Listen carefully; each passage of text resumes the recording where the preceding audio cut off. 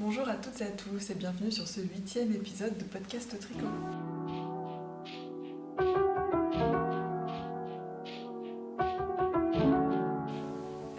Donc je me représente rapidement, moi c'est Léa, je vis actuellement en Islande et je tricote donc depuis quelques années. Je fais des vidéos bilan, donc une fois par mois pour vous présenter ce que j'ai tricoté lors du mois précédent et mes projets qui sont en cours, etc.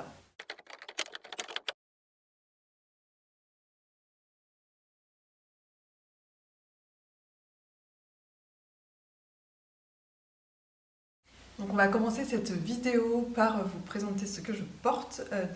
Je vous l'ai déjà montré dans une des vidéos précédentes, c'est le Ruska Pullover de Clara Pushin, une designeuse qui sort des modèles en fait, depuis assez récemment, qui sont des modèles très texturés avec des constructions intéressantes, etc. Donc là, ce pull-là, en fait, je le porte aussi pour ce mois de septembre, pour ce mois de septembre, je tourne début octobre, mais en tout cas pour le bilan du mois de septembre, car il est sorti, il est disponible à la vente, donc sur Ravelry et sur le site de Clara Pushin, je vous mettrai en description toutes les infos. Et en fait, c'est un pull que j'avais testé pour elle, que j'avais testé l'hiver dernier. Et c'est ça, le test avait dû se terminer en fin janvier donc 2024. Et en fait, il y a eu quelques petites modifications à faire dessus. Pas du tout en fait en termes de patron mal expliqué ou quoi. C'est juste la designeuse qui a voulu changer la construction. Et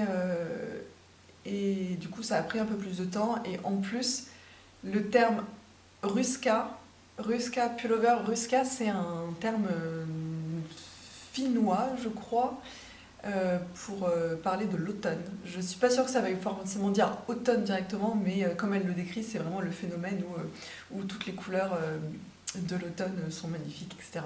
Et du coup, elle avait donné ce nom à son pull, parce qu'elle l'avait fait dans une belle couleur automnale. Et du coup, ça avait plus de sens de le faire sortir, de sortir le patron en automne. Et du coup, c'est un pull qui a une construction assez originale. Comme vous voyez, il y a des torsades en fait tout le long. Ah ouais, on voit bien là dans toute la longueur. Tout le long en fait sur le yoke et sur les manches. Et en fait, tel que le modèle était initialement écrit, moi j'ai commencé donc par la manche droite. Là, à l'extrémité, on tricote la manche. Ensuite, on sépare en bas, on tricote une épaule. Ensuite, on tricote le devant et le derrière, uniquement de cette partie-là. Et ensuite, on rejoint en haut pour faire l'épaule, on rejoint en bas ensuite pour faire le reste de la manche. Ça, c'était la construction initiale. Moi, j'ai beaucoup aimé cette construction très originale, j'ai eu aucun problème là-dessus. Mais en fait, c'est un pull, comme vous pouvez le voir, qui a, je sais pas si je me mets debout, qui est qui a un peu une forme blouse en fait, donc a volontairement des manches 3/4 et voilà, une encolure dégagée, définition en accord partout et donc il y a volontairement des manches 3/4. Moi ça allait bien, ça faisait vraiment des bonnes longueurs de manches pour un truc 3/4. Mais il y a des personnes qui ont testé qui disaient que soit c'était vraiment trop court pour ce qu'elles auraient souhaité, soit en fait ça faisait déjà des manches longues en fonction de la tension de tricot, mais pas non plus suffisamment longue pour faire un vrai pull à manche longue. Et du coup, le problème de cette construction, de commencer vraiment par la manche ici, c'est qu'en fait, on ne peut pas ajuster la longueur, et puis en plus avec tous ces motifs ici, de petites torsades en diamant, on ne peut pas ajuster la longueur des manches comme on le souhaite. Et du coup, Clara a voulu changer la construction et au lieu de commencer vraiment par une manche et terminer par l'autre manche, on commence au milieu ici. Et on vient tricoter dans ce sens-là, puis on relève des mailles et on vient tricoter dans ce sens-là. Donc maintenant, le Ruska Pullover, il est sorti avec cette construction-là. Voilà. Et ce qui fait qu'on peut ajuster la longueur de manche. Elle a rajouté des motifs de diamants plus petits. Deux, je crois, pour faire éventuellement voilà, une manche plus longue si on le souhaite. Voilà, donc moi c'est un modèle que j'ai vraiment beaucoup aimé. J'ai oublié du coup ce pull, je l'ai tricoté avec la Népal de Drops. J'ai plus le coloris, peut-être coloris noisette ou quelque chose comme ça, je sais plus, je vous le remettrai là si je retrouve. Et la Népal, c'est une laine non superwash, laine et alpaga. Voilà, qui est assez agréable même à tricoter, à porter aussi. Moi je le porte à même la peau, ça me gratte pas trop, un chouïa, mais vraiment ça me dérange pas plus que ça. Du coup, je parle de ce pull bien en détail, parce que si vous avez suivi du coup dans ma vidéo précédente, en fait je suis en train de retester, alors pas ce pull là, mais un pull similaire pour la designeuse Clara Pushin. Je teste en fait la version hiver de ce pull là qu'elle est en train de sortir. Comme j'ai dit, celui-ci c'est plus une version automnale avec un peu une forme blouse, définition en accord, et en fait elle veut sortir un autre modèle qui est le modèle Enselumi Sweater, je crois, qui est beaucoup plus une version plus hivernale, qui sera vraiment avec un vrai col, toutes les finitions en fait en côte, et une construction un peu plus poussée également, qui est que celui-ci, il a une forme très boxy. Je pense que ça s'est un peu fait à ma morphologie, surtout avec l'alpaga qui est assez mou, mais en fait c'est une forme vraiment boxy, quoi. C'est vraiment là c'est censé être tout droit ici, alors que la version hivernale Enselumi, il aura en fait au niveau de l'épaule ici des rangs raccourcis pour pouvoir bien suivre la courbure de l'épaule et que ça fasse moins de plis, vous savez, là je pense au niveau du... Voilà, par là. Enfin moi franchement ça me dérange pas du tout cette forme boxy. Je pense que...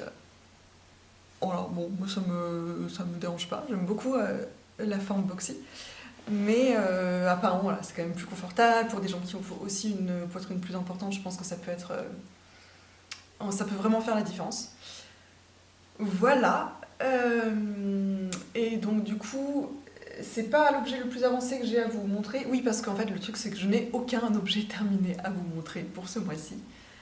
J'ai que des objets en cours. Donc comme je vous avais dit le mois précédent, en fait, je me suis lancée dans 2 tests de pulls. Que je dois terminer à peu près à la même période, enfin non, même exactement, genre 1er novembre. Il y en a un, je vous montrerai après, mais là c'était plus simple pour faire la transition.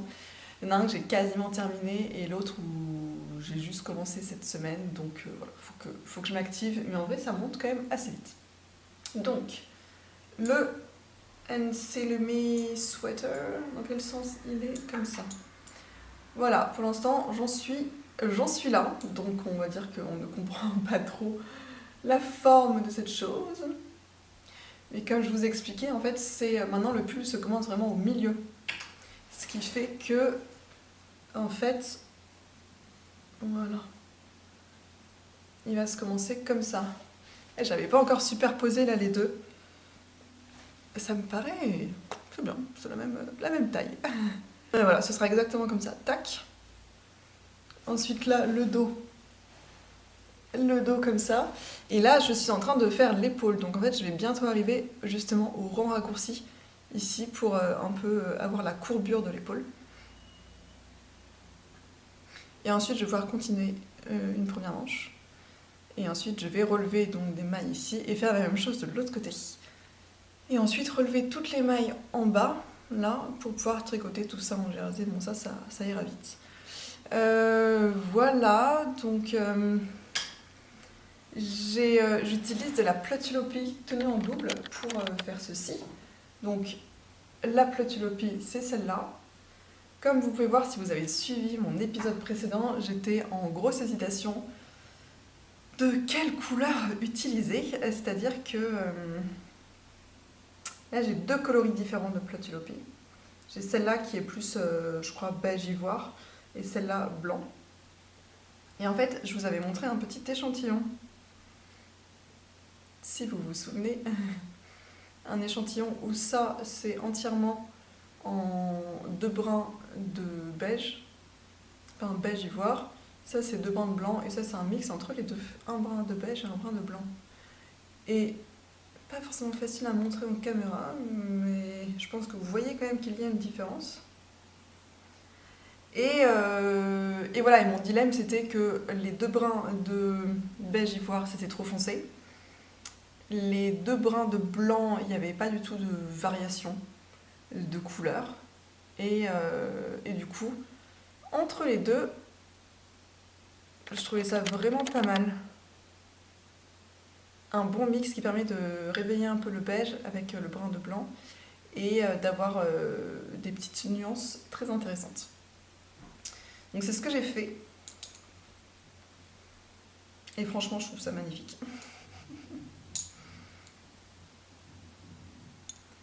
Je pense que vous avez trop de variations en caméra. En vrai, il y en a un peu moins. J'ai l'impression. C'est un peu moins nuancé. C'est beaucoup plus subtil dans la vraie vie. Mais, enfin, du moins, les couleurs se mélangent beaucoup plus l'une à l'autre. Voilà, du coup, je le tricote en donc 2 brins de Pleutulopier, comme j'ai dit, aiguille 5 mm, pour avoir l'échantillon recommandé. Et ça monte plutôt vite. Moi, franchement, la Pleutulopie, je sais pas si je l'ai déjà dit, mais en fait, c'est vraiment ma laine préférée. J'aime vraiment beaucoup le fait qu'elle soit non filée, ça la rend assez douce et très gonflante, très aérienne. Ce qui va faire en fait, ce qui permet de faire des pulls extrêmement légers et extrêmement chauds. Et vraiment, c'est une laine que j'aime beaucoup. Moi, le fait que ce soit voilà, les deux brins non filés, faut faire attention, mais en vrai, moi je les casse très rarement. Ce que je fais, c'est qu'en fait, je viens tirer dessus. Pas facile à montrer si je mets mon genou là.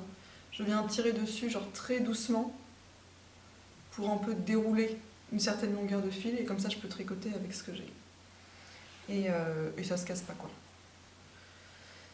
Et voilà. Qu'est-ce que je peux dire d'autre dessus? J'ai hâte d'avoir ce pull terminé. Pour l'instant, voilà.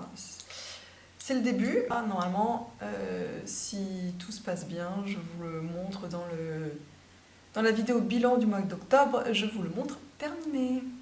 Et pour revenir aussi sur la Pleutulopie, si c'est une laine qui vous intéresse, mais vous avez un peu peur en fait, qu'elle soit trop fragile. Donc comme je l'expliquais, elle peut être un petit peu fragile. Moi, on la tricote, mais il faut juste faire attention. Et franchement, ça se passe très bien. Et sinon, une fois qu'elle est tricotée, elle est vraiment très très très solide, comme une autre laine. Elle bouloche très peu. Franchement, je suis très étonnée parce que moi j'avais un peu en tête que les laines mèches et voilà, les laines qui sont pas complètement retordues, elles boulochent pas mal. Et en fait, je voulais vous montrer un exemple.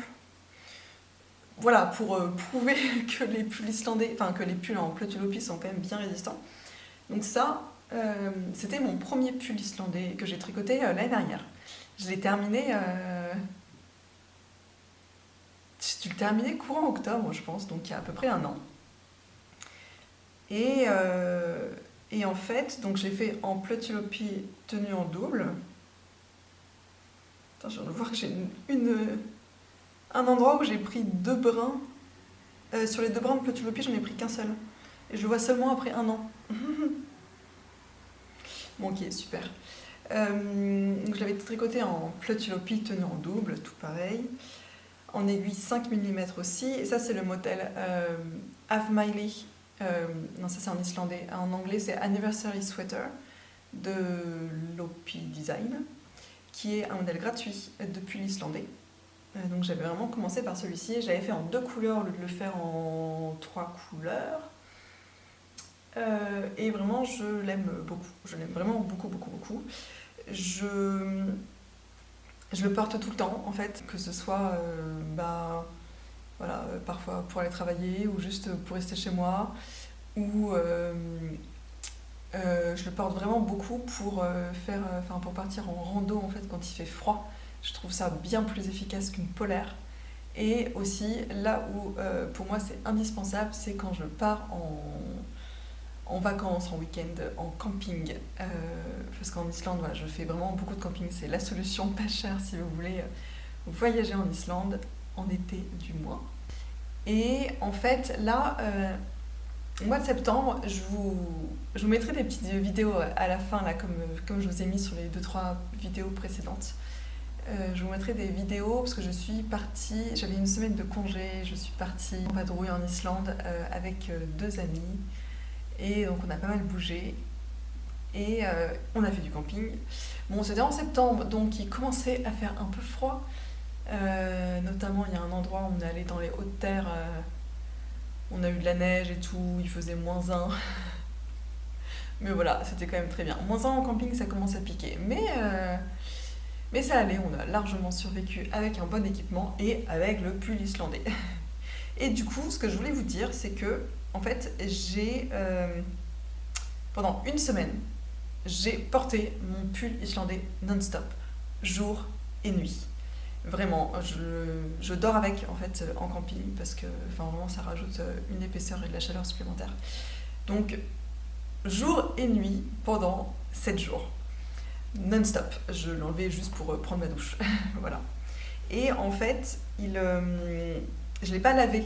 Je voulais le laver quand même, parce que quand même, même si je ne le lave pas souvent, après une semaine de camping, je me dis qu'il vaut mieux quand même le laver. Je ne l'ai pas lavé encore pour vous montrer l'état du pull. Je vous promets que je n'ai rien enlevé. J'ai pas enlevé de bouloche. Voilà, rien du tout. Et franchement, il est parfait. Si je vous montre, voilà, le pire qu'on peut avoir. Alors, comment vous montrer ça? Le pire qu'on a, ça va être là. Vous voyez là? Là, il y a quelques petites bouloches. Voilà, donc ça c'est sur les manches. Je pense à l'endroit où les manches frottent avec le pull. Et voilà. Mais c'est tout, en fait. Franchement. Et c'est des bouloches assez grosses qui, en fait, s'enlèvent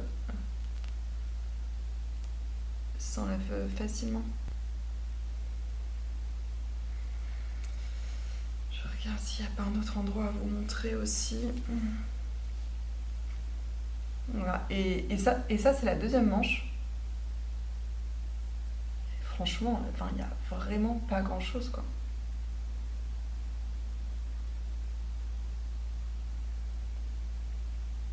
Et sinon, même le motif là, il est pas du tout abîmé.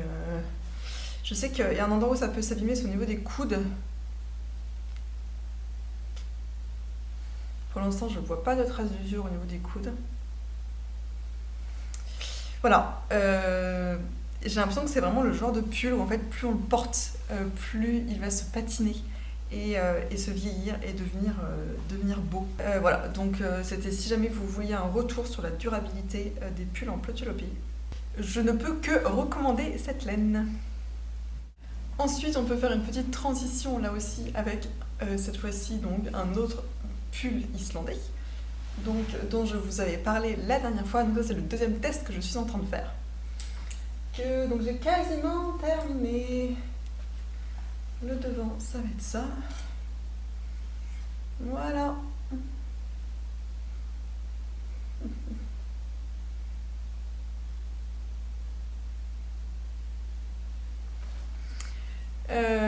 Trop contente de ce pull. Vraiment, en plus on est bien là, l'automne, on a des belles couleurs automnales. Donc c'est vraiment mon petit pull islandais d'automne.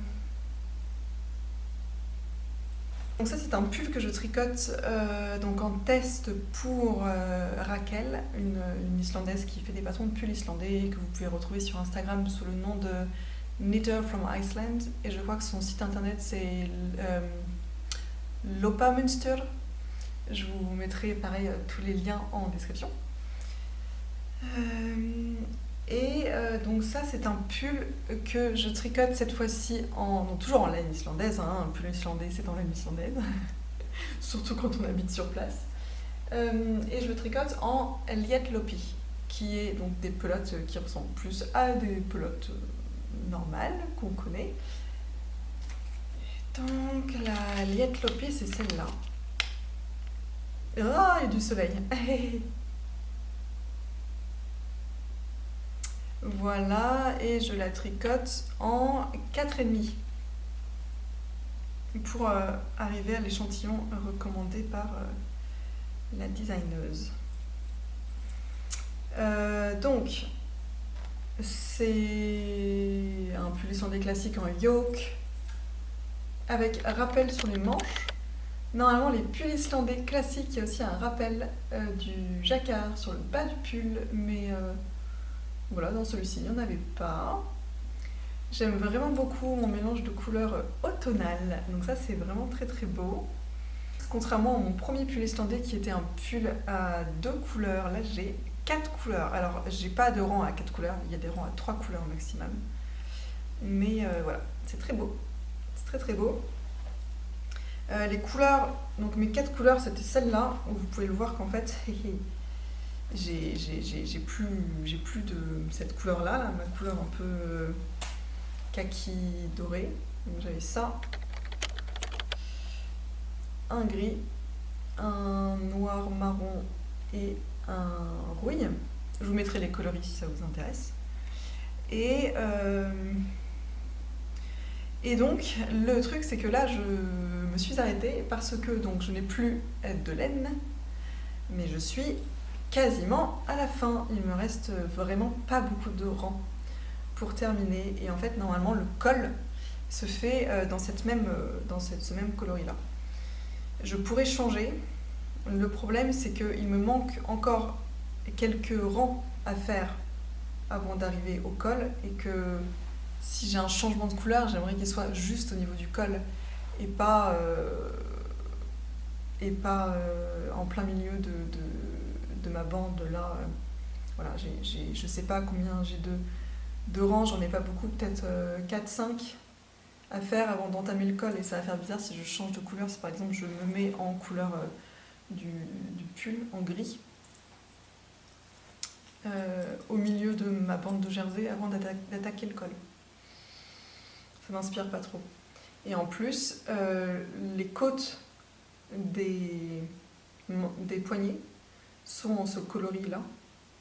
Et j'aimerais, en général, j'aime bien avoir en fait les côtes dans les mêmes couleurs.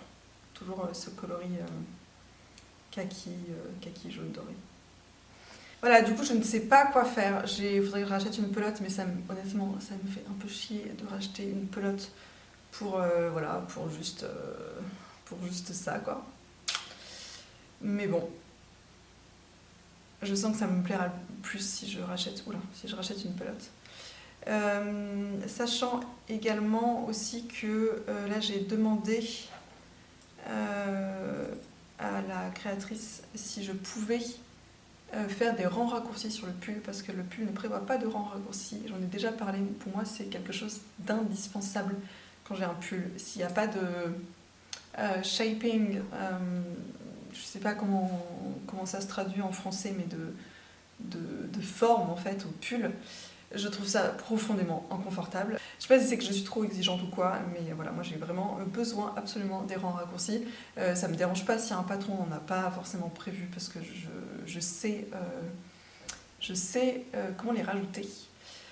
Mais il faut que je demande à la designeuse si, comme c'est un test, si je peux faire ça, ou si elle veut que ce soit absolument le patron tel qu'elle l'a designé.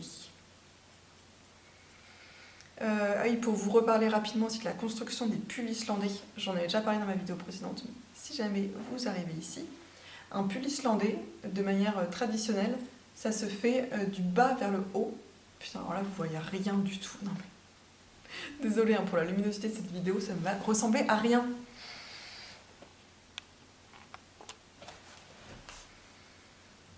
Ok. Donc on commence par le bas. On commence par le bas du corps.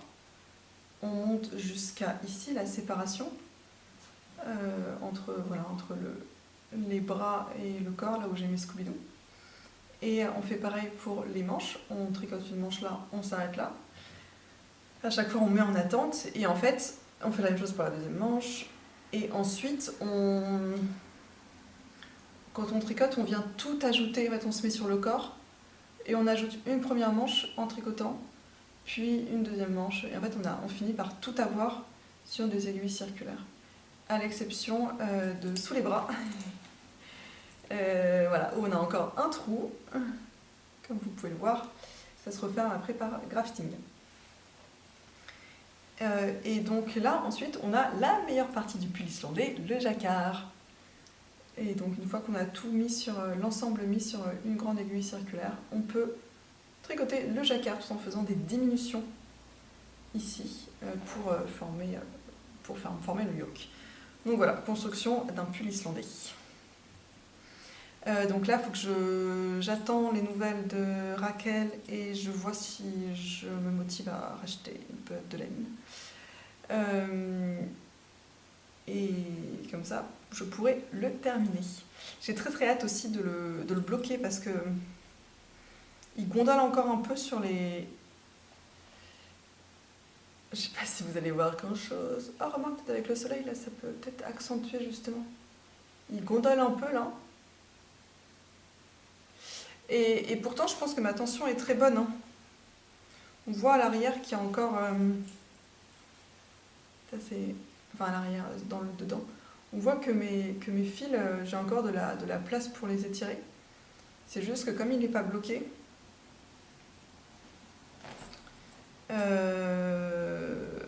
Comme il n'est pas bloqué... Je viens de voir une erreur sur mon jacquard.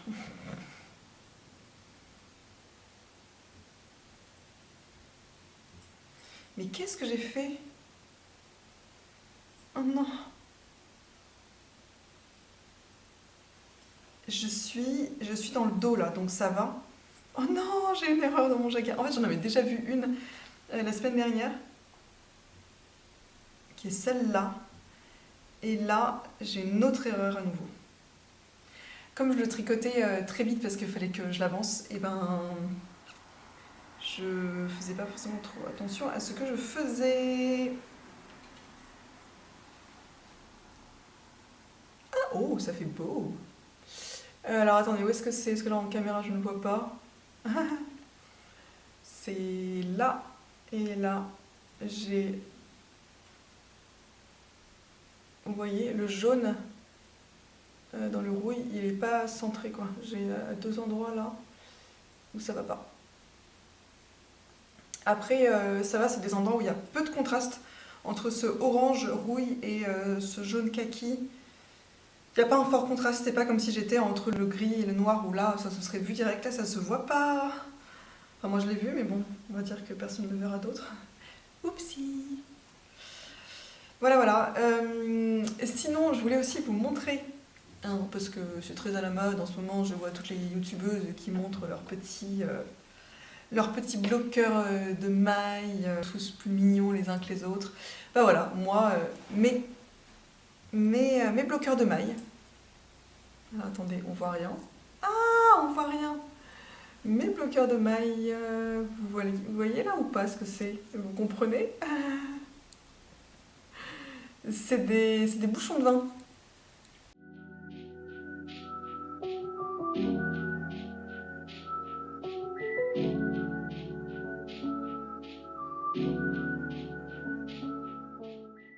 La méthode à l'ancienne et qui est hyper efficace en fait. Ça se met hyper bien sur les aiguilles et ça part pas quoi. Bon, si on tire dessus un peu trop évidemment ça part, mais voilà. Donc moi aussi je montre mes petits marqueurs de mailles. Voilà, donc moi système D jusqu'au bout et si ça peut vous donner des idées, petite technique un peu plus plus écologique que d'acheter des trucs en plastique. Je ne critique pas ceux qui achètent des trucs en plastique, c'est très mignon, mais voilà, moi je pourrais dépenser mon argent là-dedans, donc système D, et je trouve ça assez mignon, assez rustique. Voilà, donc en termes de tricot pur, j'ai pas grand chose d'autre à vous montrer. Ensuite, j'ai quand même un truc dont je vous parle depuis. Il y a moyen que je vous en parle depuis ma première vidéo que j'avais faite au mois de janvier. C'est mon sac à projet en teinture végétale. Voilà. Je suis hyper contente. Il est hyper beau. Je l'ai enfin terminé. Là, il est en utilisation, donc c'est cool. Donc je vous avais montré un peu lors de mes dernières vidéos. Je vous avais montré certaines étapes de la teinture. Donc ça, c'est en fait, tous les tissus que j'ai utilisés, je les ai teints en teinture naturelle. Même les motifs, c'est moi qui les ai créés. Donc ça, je vous en avais parlé dans certaines de mes vidéos, je ne sais plus lesquelles, où je vous disais, il y a plusieurs choses en fait. En gros, les trucs avec des motifs plus foncés, ça c'est fait avec une technique en utilisant donc du lait de soja. Même là, la feuille, on vient dessiner avec le lait de soja sur le tissu et ensuite on teint et ça fait des motifs un peu plus foncés. Et ensuite, ce qui est plus clair, ça c'est plus des motifs faits avec, par exemple, on plie le tissu, on met des pinces à linge à certains endroits et ça fait également des motifs. Et ensuite, en gros, j'ai fait un patchwork avec plusieurs de mes petits motifs que j'ai teints. Et ensuite, j'ai cousu tout ça sur un sac à projet, un modèle de sac à projet gratuit d'une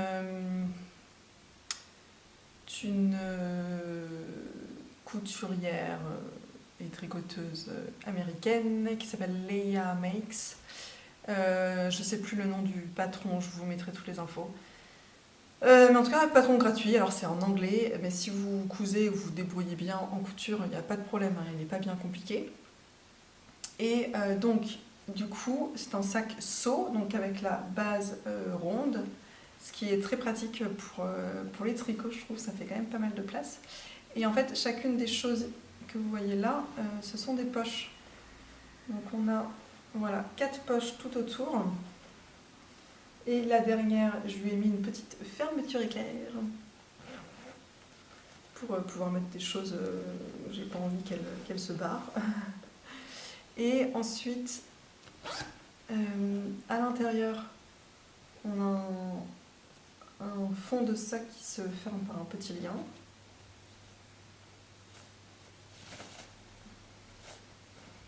Et voilà, et avec, donc là j'ai des chaussettes dedans, on ne voit rien, c'est super. Normalement, il y a les quatre poches en fait, qui sont aussi à l'intérieur dans la doublure. Sauf que moi, clairement, je n'ai pas voulu faire ça parce que ça fait beaucoup trop de poches et je ne vois pas l'intérêt. Au contraire, moi, ça m'angoisse. C'est-à-dire que là, à chaque fois que j'ai un truc à chercher dans ce sac, je vais faire toutes les poches une par une et je stresse parce que je trouve pas ce que je veux. Donc déjà, 4 poches à l'extérieur, c'est déjà beaucoup trop pour moi. J'en ai quand même mise une seule à l'intérieur. Mais voilà, ça fait déjà trop pour moi.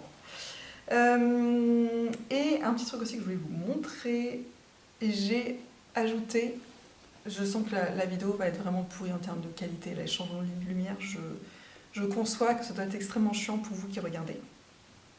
Je m'en excuse. Donc j'ai fait un petit truc, c'est-à-dire qu'à l'intérieur d'une des poches, là, celle-là, en fait j'ai cousu sur la couture ici, j'ai cousu un petit lien avec au bout un petit mousqueton où je mets mes anneaux marqueurs. Et je trouve ça mais tellement pratique. Alors pareil, hein, moi, anneaux marqueurs, je ne suis absolument pas la mode de tout le monde qui achète des petits anneaux marqueurs tout mignons, tout ça. Hein, moi, je prends des anneaux marqueurs en poule. C'est pas cher, c'est très pratique, ça va pour énormément de tailles d'aiguilles. Et je peux aussi vous montrer, je ne vous l'ai pas montré, mais là j'avais un petit Un petit marqueur. Bon, vous voyez probablement pas grand chose, mais là il y a une petite feuille. Et donc ça c'est un anneau marqueur que j'ai fait moi-même en fait, avec une vieille petite breloque que j'avais dans mes affaires et je l'ai mise à un anneau un peu plus gros. Et voilà, un anneau marqueur maison. C'est très mignon.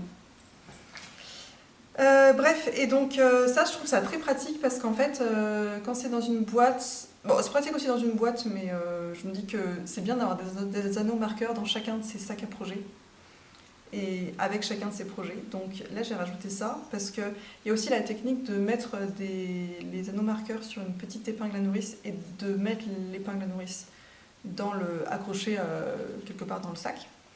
Sauf que ça en fait je trouve ça ça peut être un peu compliqué quoi, c'est-à-dire qu'on enlève l'épingle à nourrice pour prendre l'anneau marqueur et ensuite le truc ça reste ouvert et du coup il y a tout qui tombe et tout. Avec le mousqueton, ça n'arrive pas. Déjà il est toujours accroché au sac. Je suis vraiment désolée. Hein. Il est tout le temps accroché au sac et ensuite on a juste à ouvrir le mousqueton pour venir chercher un petit anneau marqueur et ça se referme tout seul, il n'y a pas de risque que tout tombe et tout.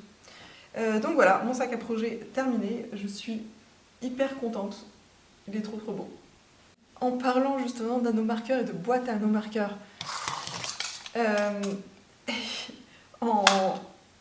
dans mes vacances là que j'ai pris en septembre, je suis tombée sur une petite boîte métallique dans laquelle que j'ai acheté pour mettre mes anneaux marqueurs et que j'ai complètement craqué dessus.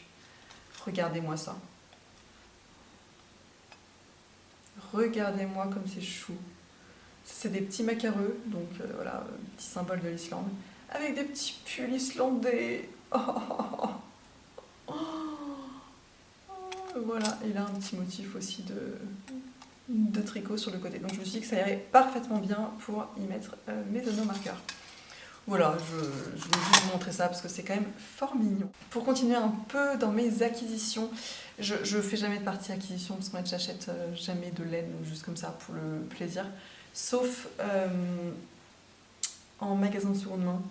Mais je vais pas vous montrer à chaque fois parce que j'en achète pas mal. Mais bon, souvent c'est en petite quantité et tout ça. Donc bref, c'est pas forcément très intéressant. Souvent il n'y a pas d'étiquette non plus.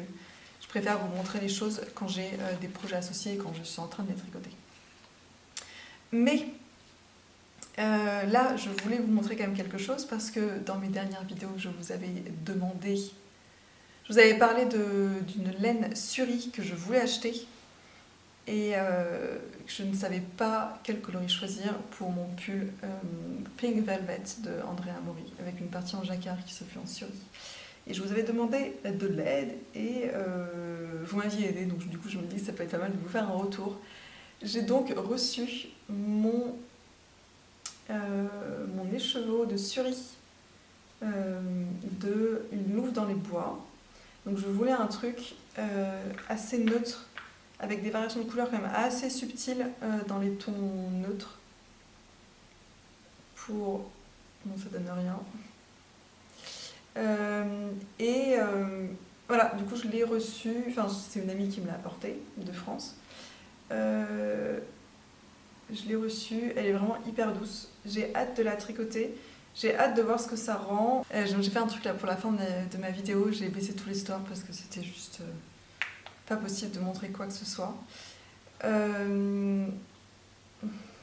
Donc voilà mon petit écheveau. Je suis un petit peu... Je sais pas si on peut dire que je suis déçue. Je sais pas, en fait, j'arrive pas trop à savoir.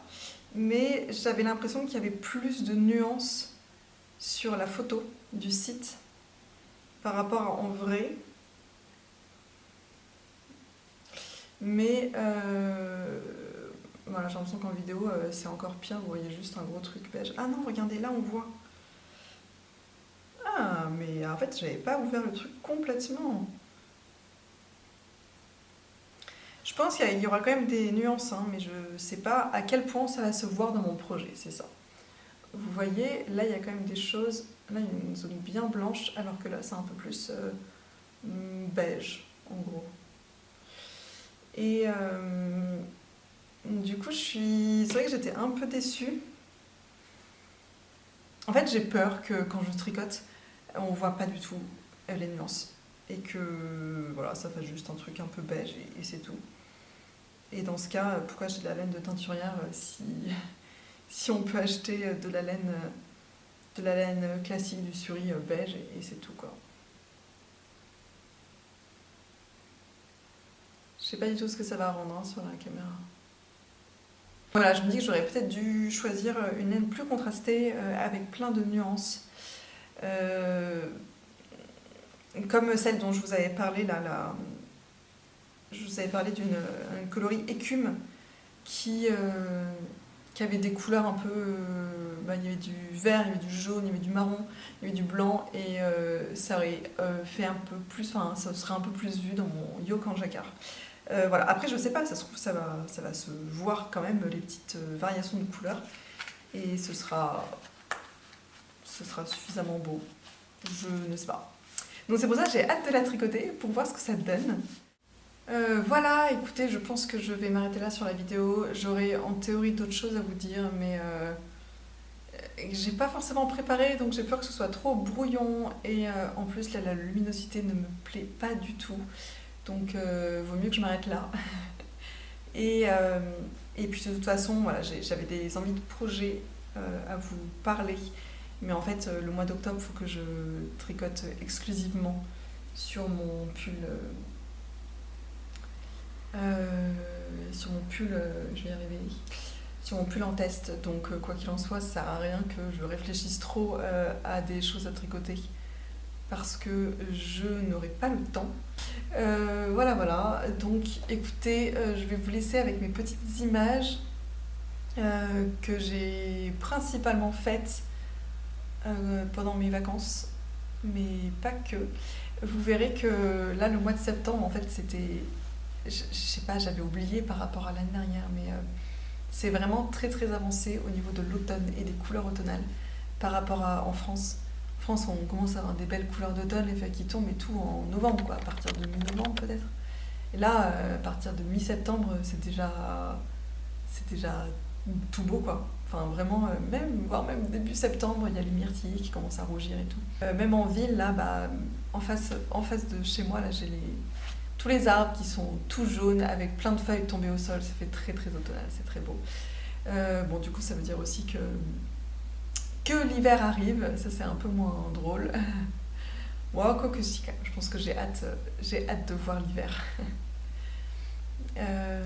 Voilà, donc je vais vous mettre un peu tout ça dans ces vidéos-là.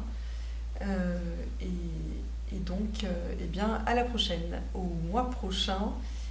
Normalement, je vous retrouve avec mes 2 pulls terminés, obligatoirement. et d'autres projets, peut-être que j'aurai avancé sur d'autres projets également.